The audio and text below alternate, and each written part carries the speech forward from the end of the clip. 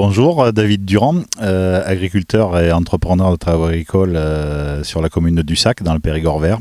On est limite Corrèze, Haute-Vienne, donc vraiment au nord-est du département. Gérant aussi d'une société de vente et réparation de matériel agricole. Alors ici, on est en présence d'une moissonneuse-batteuse New Holland type CX 885, machine de 450 chevaux, 6 coureurs, coupe de 7,60 m, qu'on a équipée de pneus Michelin Cerex Bib en 900 par 38 à l'avant et 620 par 26 sur l'arrière. Alors la technologie Ultraflex nous permet de travailler. Alors nous, le problème, c'est qu'on est obligé de trouver le bon compromis entre le travail au champ et les déplacements sur la route, parce qu'on est une région qui est assez morcelée, donc on fait pas mal de déplacements. Quand on a un cueilleur à maïs, on a un cueilleur à maïs Huiran, on a 3 tonnes dessus, on a une trémie qui contient 9 tonnes de grains, donc on a un poids de la machine à vide qui est déjà pas loin de 20 tonnes, donc ça nous fait presque 30 tonnes quand on est complètement en charge. Donc on est obligé de trouver le bon compromis. Mais là, on travaille à une moyenne un bar 6, un bar 7, alors qu'avant, avec les pneumatiques qu'on utilisait, on était plutôt de l'ordre de 2 bars, 2 bars 2. Donc un tassement de sol qui était beaucoup plus élevé et qui se voyait beaucoup plus à la récolte des maïs visuellement quand les clients labouraient derrière nous. On voyait presque tous les passages de batteuse à la charrue, que là maintenant on a gommé ce phénomène, donc il y a vraiment un réel effet sur la compactation des sols. Alors au niveau traction, on est très bien, mais on a une machine qui est en 4 roues motrices. De par la hauteur du pneu,